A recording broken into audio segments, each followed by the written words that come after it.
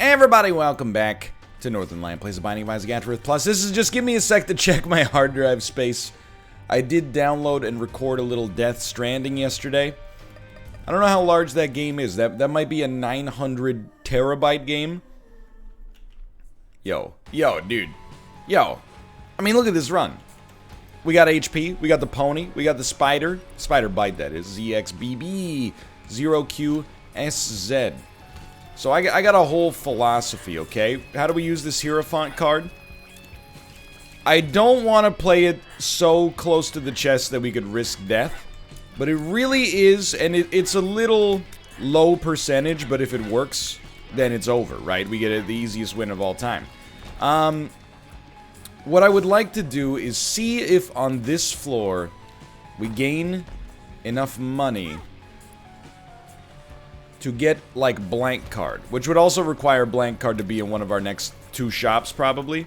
So I'm just trying, for the moment, if we have no use for the Hierophant card, i.e. would just cause us to lose Spirit Hearts instead of Red Hearts, let's just chill. I think this is an example of doing a little thing right. Yeah, obviously, if we needed to protect our deal with the devil, then we gotta do what we gotta do, and I will say, like, increasingly, it's looking abundantly clear we probably will not get to 15 cents on this floor. This is it's a bit of an annoying room. Kind of want to use the active effect, but also kind of want all the enemies to be lined up to make it work. There's a tinted rock. Anyway, we don't need to get too precious with it. We don't need to worry too much about this Hierophant card. Really, like, if anything, using it right away would also probably get us the win, just because, like, the stats on this, oh my god. The stats on this run look very, very winnable to begin with. Today is a Thursday. Thursday's usually pretty busy as far as days go. As far as days of the week go. I mean, you know how it goes. It's like that Stone Temple Pilot song. Monday, I'm back from the dead. I'm holding it down. Time for another one. I think on Tuesday he says, shoot me in the head. But then he keeps singing, so he must live. Or maybe he's just getting... It's like a metaphorical shot. And Wednesday, it's more than I can stand. Okay, you know what? Thursday, she's leaving me again? I can't remember. Look, as far as Stone Temple Pilots songs go, days of the week is not necessarily remembered super fondly. People are way more into, like, Interstate Love Song, Plush, you know, when the dogs do find her, got time and time to wait for tomorrow. Way more into, you know, Vaseline, for example, or tripping on a hole in a paper heart. I got some enjoyment of, like, early 2000s era Stone Temple Pilots. I would suggest that it does almost approach guilty pleasure territory, but, you know, Days of the Week is kind of... It's poppier than you would expect from, you know, the Stone Temple Pilots, but it's got a decent hook to it, in my opinion. And then Sour Girl, I don't really know what it's going for, but I kind of dig the vibe, you know? I dig the atmosphere. I think I'm glad we didn't save an active charge for this room, because I would have used it and probably gotten myself hit, but it does mean that we're going to be here for a minute. But are you seeing this 100% accuracy, dude? I'm telling you. If I could shoot in Warzone as good as I shoot in Isaac, we'd be getting like 10 wins every Unity session. So as mentioned, I did play a little Death Stranding yesterday. I'm struggling with Death Stranding because I enjoyed the video way more. I didn't think I would hate the game. Let me hydrate here for a second. I didn't think I would hate the game. I knew what I was getting myself into, right? Like, I knew it was like a package delivery simulator. And I knew that that's kind of my vibe after playing stuff like Landlord Super on the stream for so long, right? Bomb? Let's go. However, I wasn't expecting to be as into it as... I almost got myself tagged there. I wasn't expecting to be as into it as I am. And now I find myself faced with the prospect of very much wanting to play through like a 40 to 50 hour walking simulator. And there's a couple of things that I gotta consider there. One is, I have a child on the way in about, like, 6 weeks. Well, a little bit more than 6 weeks. But, like, soon enough that there's, like, twin specters in my head. One is, we're doing a lot of preparation, which takes up some free time. I'm not complaining, you know, it is what it is. You don't want to have the baby and be like, hey, did you set up the crib? I thought you were supposed to set up the crib. You know, we got that stuff all getting sorted. But also then the other side of it is like, this might be my last chance to, you know, play through a long game for a while. But then I think about it and I'm like, when was the last time I played through a long game to begin with? And then there's like, well, you could always play it through on Twitch. And I'm like, yeah, but like, I think like the idea of playing it through on Twitch is sick. I think people would be like 40 to 50 hours of either cutscenes or you running around in beautiful landscapes ranting about things. It does sound nice, I'm not going to deny it. But I wonder if it wouldn't have like an initial burst of enthusiasm followed by a lot of people being like, play Isaac, you know. Anyway, we'll figure it out. It's a quality problem to have. Basically, don't take this as a negative. The problem that I have right now is, I had a lot more fun playing that video game than I thought I would. I wonder if there's a way I could fit it into my life. Maybe. Maybe not. Either way. In the Northernlion tries, there was about 4 minutes of gameplay over the course of the 37 minutes of video. I will say, I almost wonder if Death Stranding isn't one of those games that you can actually play pretty easily with a newborn in your life, you know? Just a lot of... I know that there's like a little bit of combat that comes in later, but there's a lot of like pausable running and a lot of like passive watching the screen. Maybe it's more doable than any of us originally comprehended. So here, Oh, no. I'm just gonna try to find the secret room. So that's possible. This is possible. I'm just looking for some tells. Ah, that's no longer possible. How's this for doing the little things right? This seems extremely possible. That's beautiful. We're looking for a coin. Really just... Thank you. Okay, you stopped me before I had to complain, and I appreciate that. So we will take tarot cloth out of these two. And you know what? Let's go heavy on the bombs there. That allowed us to get 4 bombs for the price of 0. And look at that. Who would have thought? Okay, this is interesting floor. Really getting shielded tears, they're okay. They're certainly not bad. Hold on, was there a tinted rock I missed somewhere on this floor too? We got enough speed to go take a look, obviously. Shielded tears are okay. They can get better for sure. They scale nicely depending on what you got going on. But the huge fire rate increase is really what's giving me life right now. I would say if we're talking second secret room, we're probably talking here, but this is the only bomb I'm willing to spend. There's a lot of options that just seem like the most plausible one at the outset to me. But we should be sitting pretty here. We should be in a good spot. Oh, I forgot you charge 3 times. Dingle charges thrice. Good stuff. The more tears upgrades, the better with shielded tears, I think. Yeah, I mean, it's good. We don't need to wait on that. And, yeah, okay. Speaking of these getting better, yes, I will take Brimstone. I can't remember if we had Brimstone on our last run. We had it very recently, but I will not apologize. We're on this Cal Ripken Jr. Iron Man streak.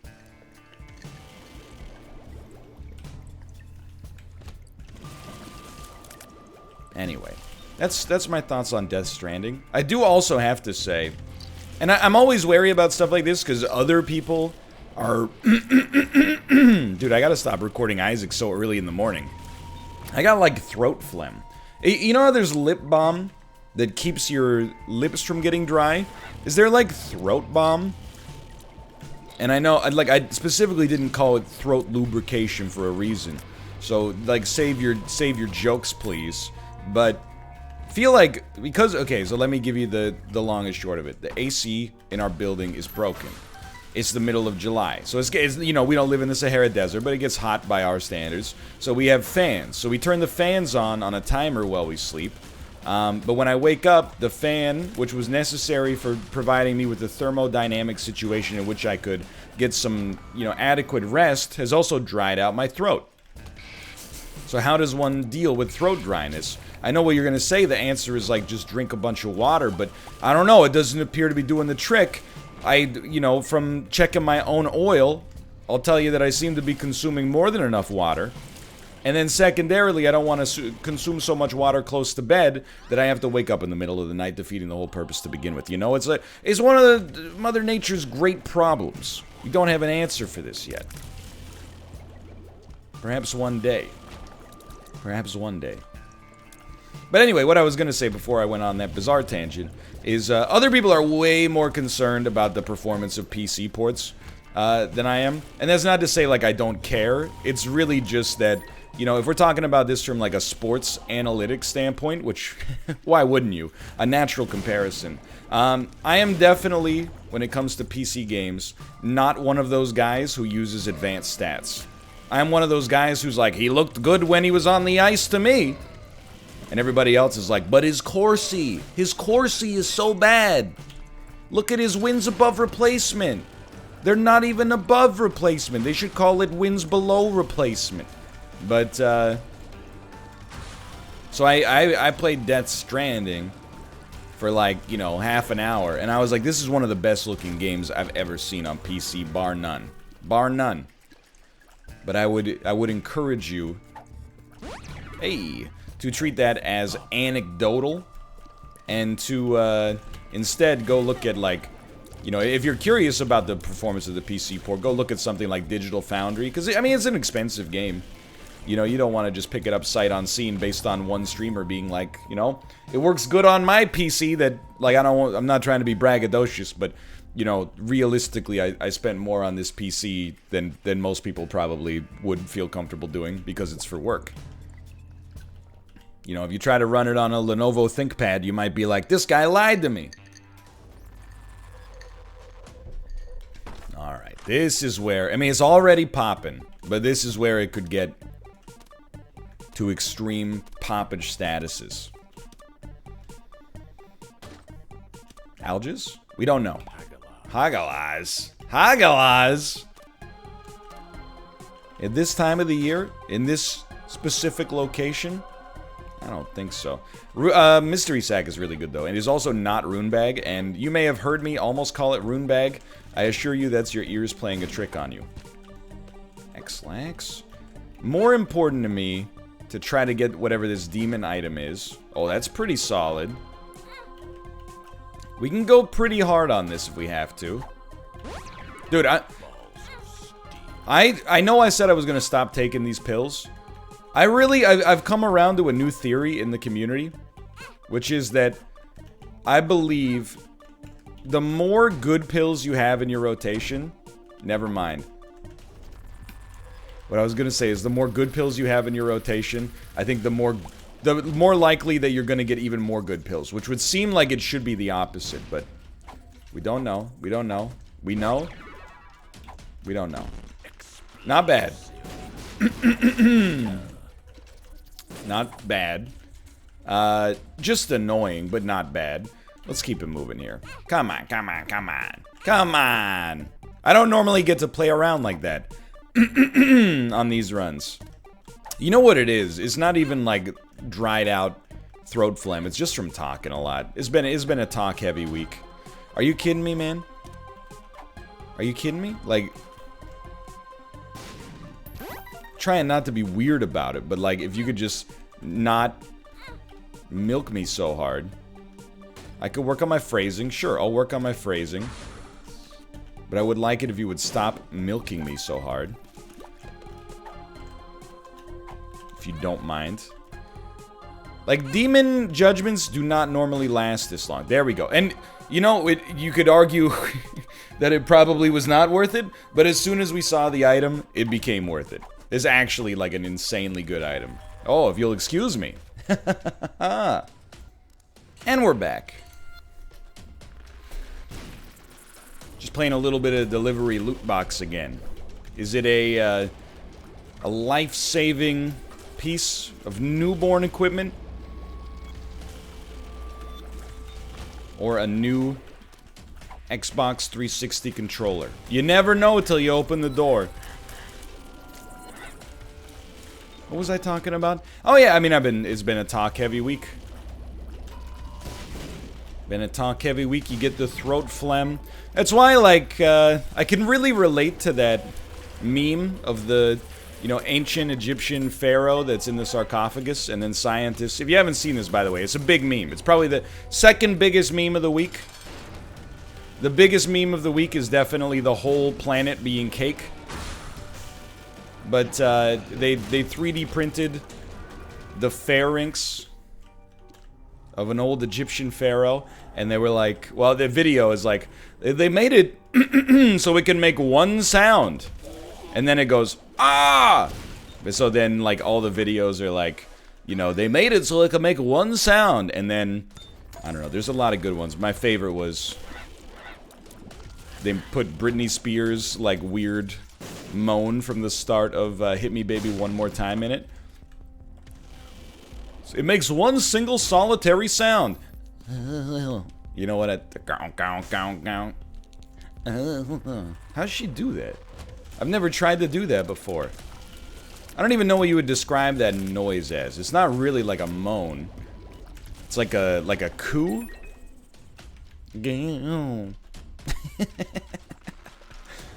I don't know, man. Hold up. We have 4 black runes on this floor. This is really, I mean, like, we're gonna win super duper easily, but it's still probably like a good time to see if you can't get a little more value out of this. I really doubt it. I don't know, that's not true. Now that I see that we have a golden chest. I mean, I hate to say it, because it's like fun to use black rune. We can always save one for next floor. It's fun to use black rune, but Steven is the right choice. You don't want to turn a good damage upgrade into, like, you know, a shot speed up. Okay, we'll stick with black rune for the time being, of course. Maybe there will be some items in here. Like in this room, I should say. No, no, no. But still well worth it. And yeah, I mean, you don't need me to tell you this, but we're off to the races on this one. This is a really good start. You ever feel like, the rate of meme generation and turnover is too high these days? I've lived through a great period of meme acceleration. And I'm being 100% sincere. I haven't been alive for 100 years, but let me give you a case study. I had to hydrate first just to make sure I was good to go. So, like, when I was born and became, you know, cognizant of my surroundings, it was in the early 1990s, right? So I was born in 1988. My parents and grandparents, this is how slow memes worked back then. They would reference television shows that were 30 years old as if they were still contemporary. You know, my grandma would be like, it's like that episode of All in the Family. It's like that episode of The Honeymooners. Stuff like that. Then, I think around the time that, like, email took off, email forwards started to take off. And that was, like, really the first archaic, like, carrier pigeon meme transmission. So, like, you know, someone made the dancing baby animation. The Ooga Chukka. And if you're not familiar, that's like the first, as far as I know, the first meme on the internet. That I'm aware of, at least. So we take this, and we suck that. There you go. And at that point, I don't know what the R-naught of that meme transmission was. I don't know how many people that meme infected in the average incubation period for them to send it to other people. But it was slower. You know, the spread was much slower because it was... You didn't have the amplification super spreaders on social media, right? So you would end up in a situation where, like, your boss would get... And this is secondhand because I was, like, 10 at the time. But your boss would get the email, and then he would forward it to everybody in the company, and then those 30 people would then, you know, show it to their families, and then their families would forward it at their offices, and, you know, maybe it took, like, months for memes to spread, but eventually they've reached a certain level of internet ubiquity, right? But, I would say, like, with, you know, YTMND and, you know, 4chan and Reddit and Twitter, well, I would even say, like, pre-Twitter, meme spread happened a lot faster. It was more on, like, a weekly basis. You would see, like, a funny meme, like, hey, look, it's Sean Connery going, punch the keys, for God's sakes. Hey, look, it's Captain Jean-Luc Picard, the USS Enterprise, you know? Hey, look, it's I'm a firing my laser.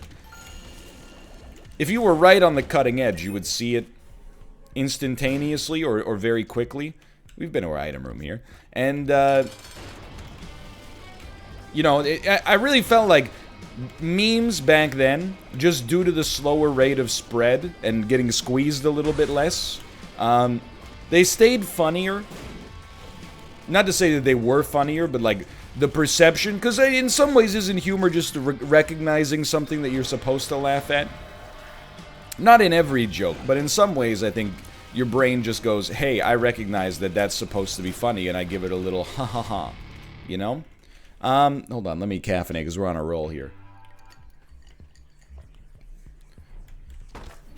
So I felt like they stayed fresher longer, you know what I mean? Nowadays, like, a meme starts... Why are you even taking these? Let's be realistic, dude. Nowadays, a meme starts, and, like, within a day, it's been memed to death. And then, like, I'm thinking about that cake meme. That, like, when you slice into things and everything's cake.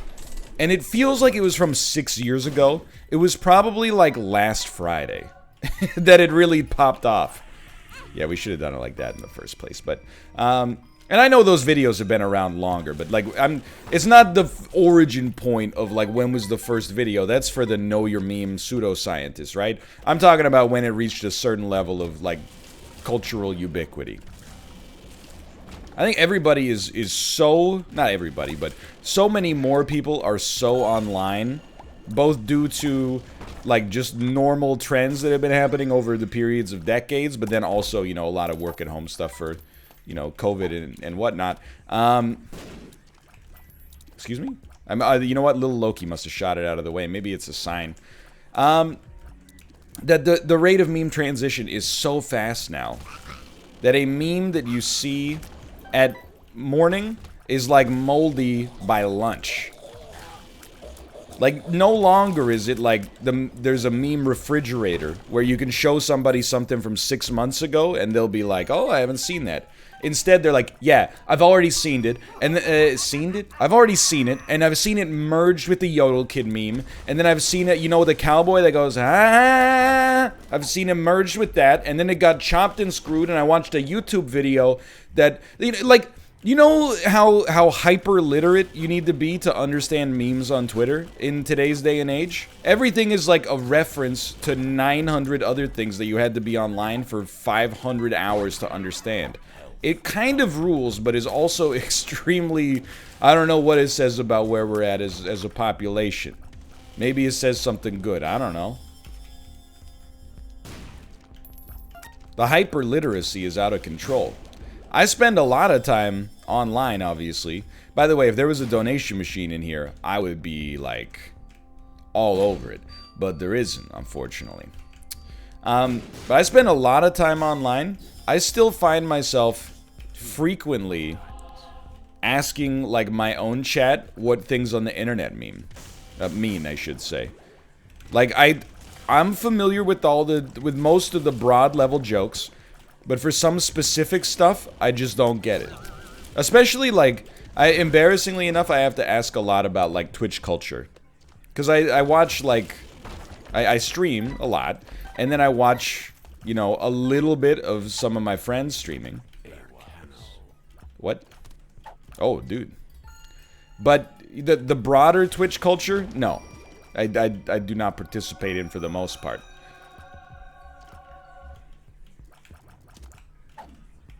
I'm just looking for like a single per throw.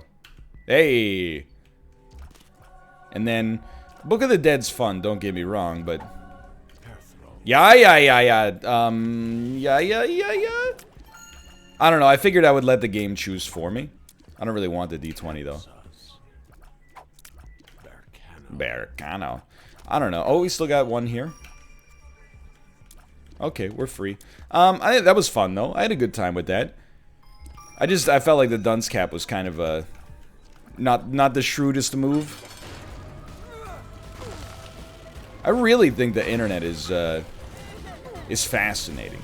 Because we're living in it, there's also times where I'm like, this is insane and terrifying.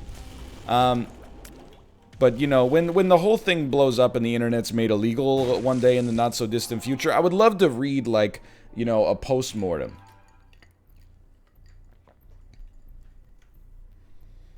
About how it changed society. A lot of positive changes, and I think that it's easy to get acclimated to the positive changes and then only notice the negative things. So I try to remember them. You know, like for example, my job existing, or you know, essentially being able to teach yourself almost any skill, at least to a certain degree, using free online sources, like that, the kind of democratization of education and information. Okay, well, this is like just let me go. I've decided I don't want to be in that room anymore, but I will take blank room. Like, that stuff's really cool. Mostly the my job part, especially. The other thing is, did you know, like, back in the day, I've told this story a few times. This is like a once-a-year story. You know, this is not like a once-a-month story. And I leave it up to the auditors to see if that's actually true. But, back when I lived in Korea in 2011, I didn't have a phone. It was probably like, I was a late adopter.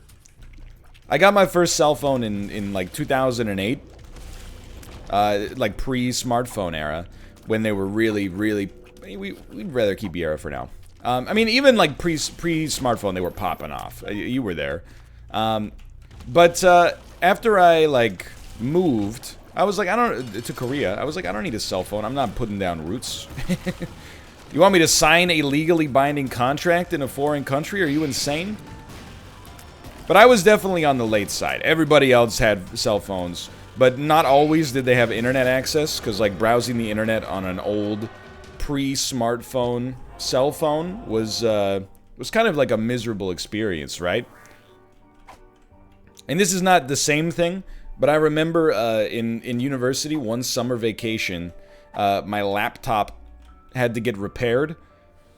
So while it was getting repaired, I didn't have internet access, but I did have a Wii. So on the Wii, I paid $10 for Opera, the internet browser.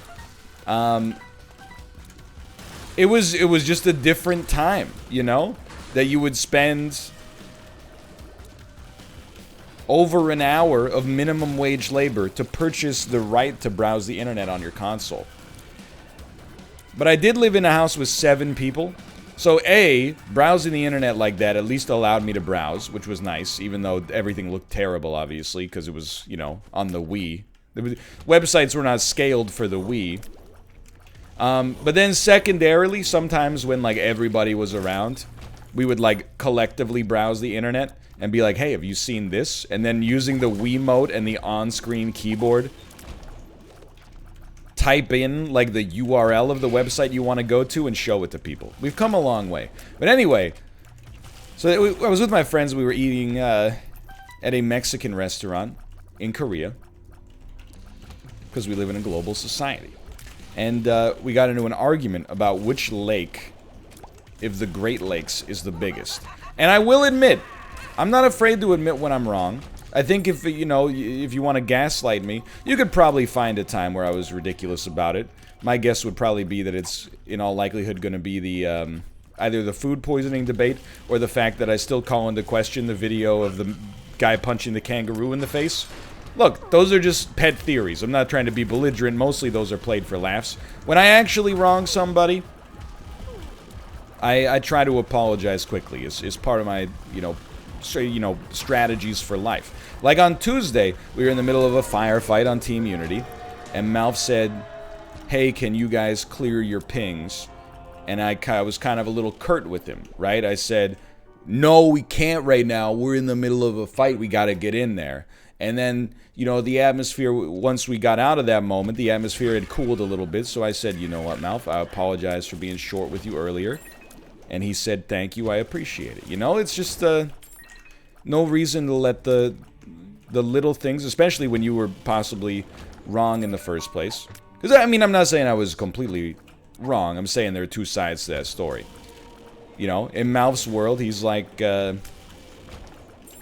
want to be a good part of this fight. I'm sniping, but there's these translucent pings over top of where the enemies might actually be standing. And I'm like, I don't have time to open my map. I'm 10 meters away from getting blapped in the face, So, there's just, we're seeing things from different perspectives. But I also, and Dan and I have talked about this on Check the Wire before, I'm a big believer in apologizing, even if you think you didn't do anything wrong. And, I think it's a mature decision, honestly, that shows that you value the relationship you have with somebody, whether it's a friendship or significant other or whatever, shows that you value your relationship with them over, winning every argument and interaction. But I know last time I brought this up, there were a lot of controversial opinions. One person did say I am like a psychology major, and one of my professors told me that this is not how you should behave to people, and I'm like, yeah, well, he's a professor of psychology. It's just one man. You can find a lot of professors with opinions that I disagree with. The consensus is that, from, psychiatrists, you should not do that. I would be more likely to look into it, but, to be fair, I don't know where you go to school. If you're at Oxford and your psychology professor's like, don't do that, I'm like, alright. If you went to my alma mater and you're like, my professor said that, I'm like, yeah, whatever. Your professor's probably 30 years old like me. What do they know? Anyway. So I was of the opinion that Lake Ontario was the largest lake, which is incorrect. And I think one of my friends... It's Lake Superior, right? Let's just assume it's Lake Superior. One of my friends was like, it's Lake Superior. And we argued about it for an hour. I was like, look at a map. You never seen a map before? You gotta look at a map. Lake Ontario's the biggest lake, dummy. I heard it. Why are you acting like I'm lying? And then we had to wait until we got to a computer later that day. And then I was like, oh, I'm sorry. That's my bad. I must have misheard somewhere.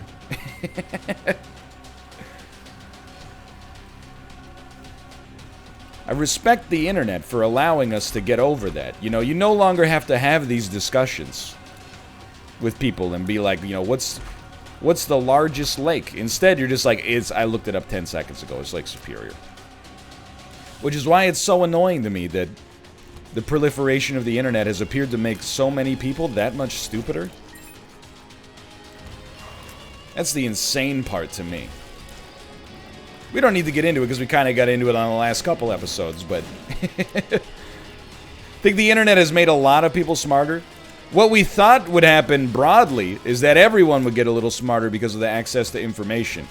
Instead, we didn't consider the fact that there would be an outpouring of deliberately misleading and false information, and as a result, instead of people putting in the effort to learn, they would be like, I don't need to learn. Look at this. I already know everything according to this website. And it's kind of like part of the reason we're at where we're at, In my opinion. I'm not an anthropologist, so I'm just spitballing here. Now, if we're talking about dream runs, this is a dream run. Brimstone, homing, good damage, tons of HP, rune bag, tarot cloth. This run came together. I really thought we would play chicken with them there. This run really came together in an enormous way. I'm very happy, of course, with how it's turned out. And I'm eager to see where we go from here. The only thing I'm kind of surprised by is that this run is a little bit longer than I would have expected, given the quality of our items, but we don't need to get too, I mean, that's a little entitled. Wah, my gold bars took too long coming out of the vaults. Hurry up, I gotta go buy a pony before the ranch closes. We don't need any other runes, come on, man. Although I will say, algaes would be pretty sweet. Can you stop rushing me down? I'm just trying to do my job here. Okay, check this out. Ladies and gentlemen, the first useful Horf pill in video game history. We've done it. We're making memories today. Now, you might not be that impressed. You might say, hey, call me when you make a retrovision pill useful. I don't think that's possible.